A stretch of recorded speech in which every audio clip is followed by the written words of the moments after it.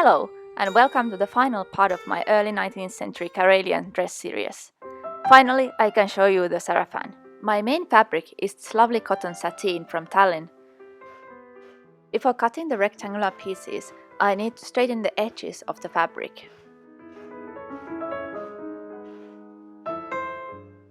I'm using this checked cotton shirting as a facing.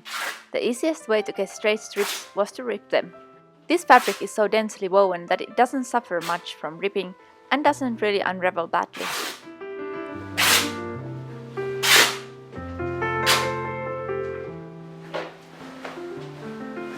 I'm marking the position of the side seams.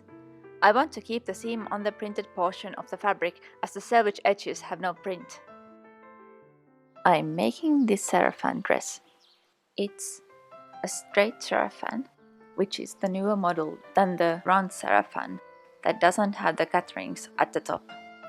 The straight Sarafan became popular at the end of the 18th and the beginning of the 19th century, when the printed fabrics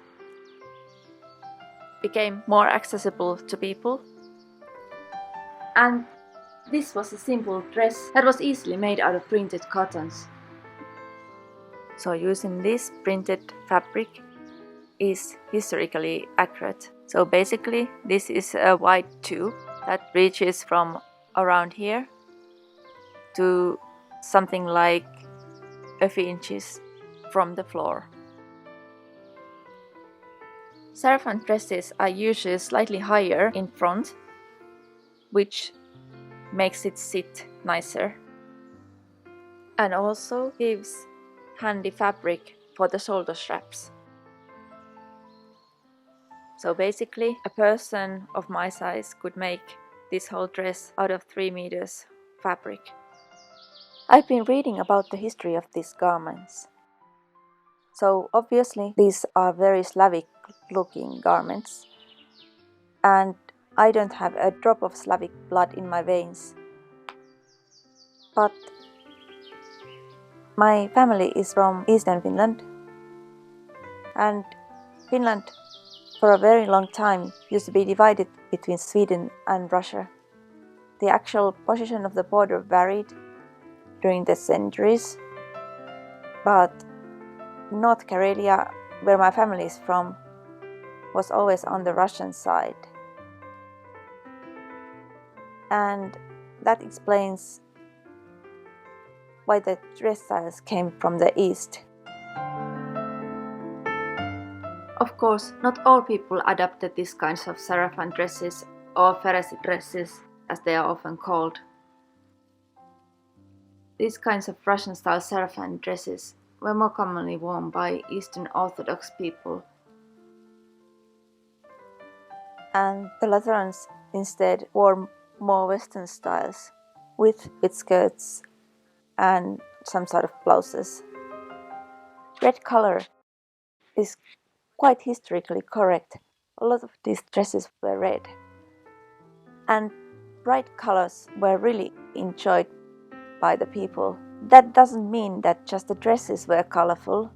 You might have had a red dress with a green apron and a white embroidered shirt and a yellow scarf and lots of different kinds of decorative bands.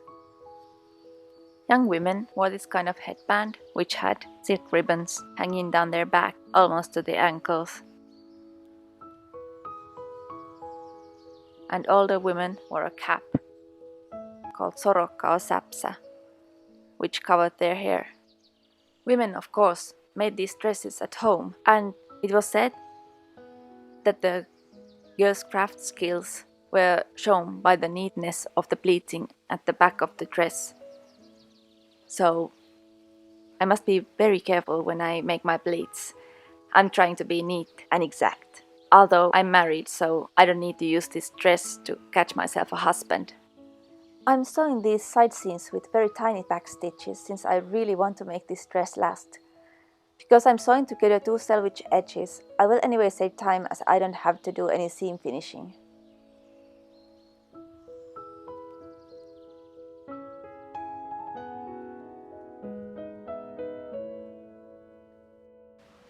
Before pleating, I must sew on the facing and finish the edges of the front opening.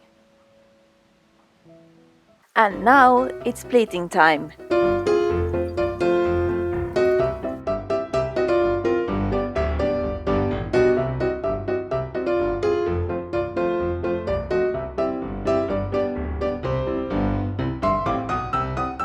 Now I have pretty much pleated the front and I have to pleat the back. At the same time, I have to make it so that it fits. I made a sample out of scrap fabric that looks like this.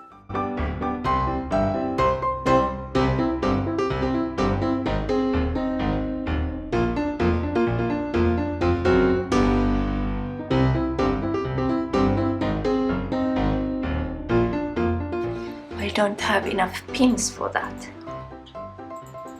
Look at that! It uses like, I don't know, 20 pins to make a few centimeters. And I have this much to go.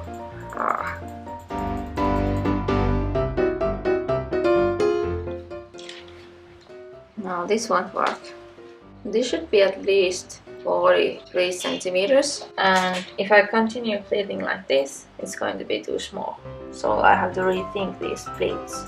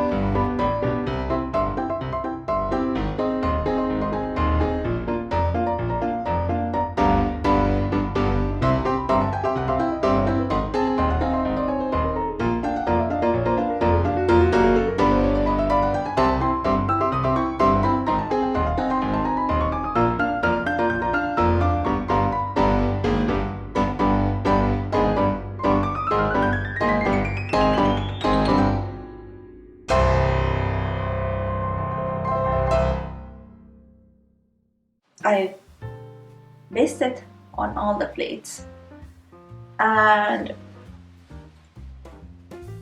without the belt it's actually surprisingly big.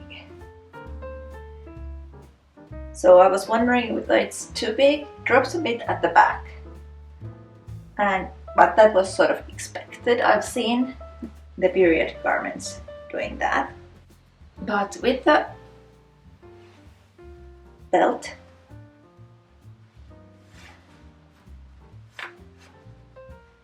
it actually looks quite okay. I seem to have overestimated the length of the shoulder straps, but well, that's not a problem. I can always shorten them. But this is coming along really nicely. So now I have to finish the lining and then attach the straps. No, first I have to bind the edge and then I can attach the straps. This is way too long also. There's like 15-20 centimeters of lying it on the floor. I have to cut it off. But I started thinking, because I have a lot of fabric left, I might make some kind of ruffle with the hem. That might look really pretty. Because I'm still debating whether to add any other decorative bands, because I haven't seen that many examples of Finns using those fancy embroidered decorative bands that Russians, for instance, used. So I'm still debating whether to add those or not. At least this is looking really nice. Now I've done the pleats and they have been pasted on. Now I'm sewing on this bias tape.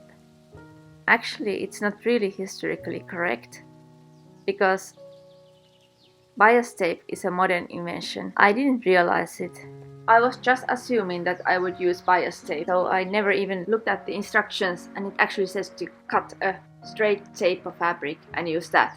Well, I didn't read the instructions, so I'm just using ready-made bias tape. Well, it's not really going to show.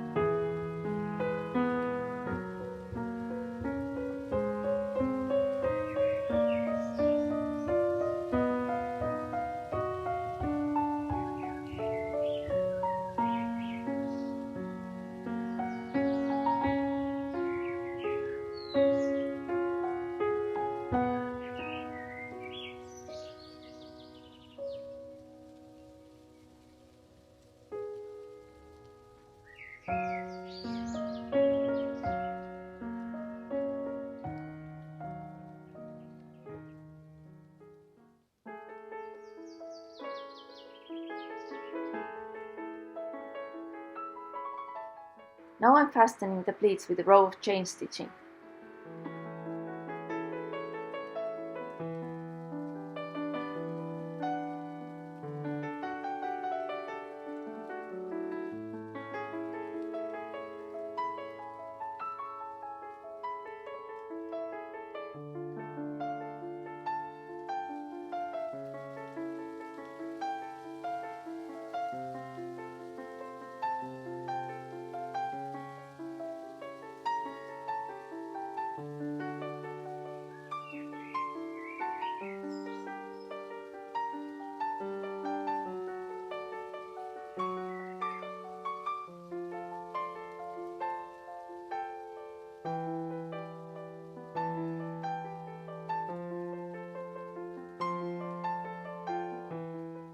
I also used the same red cotton thread to make the thread loops for the buttons. As I had to shorten the hem, I decided to make the hem facing out of the leftover fabric. Now I only need to sew it on.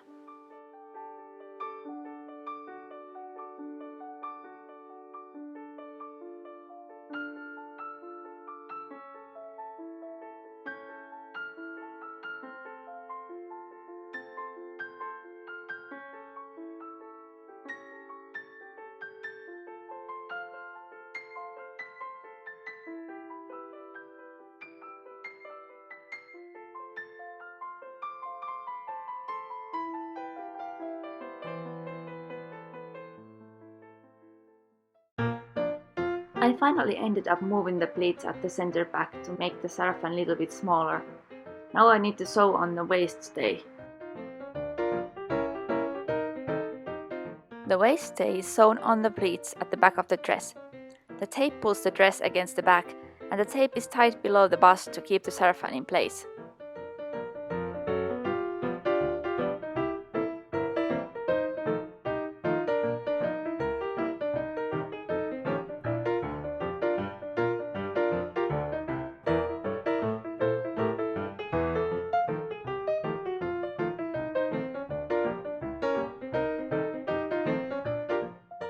Then it's time to add some decoration.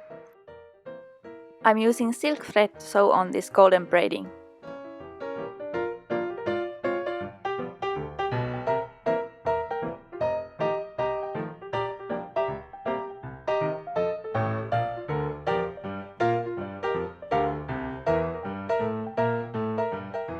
For the hem, I combine green cross grain ribbon with the yellow braiding I used before.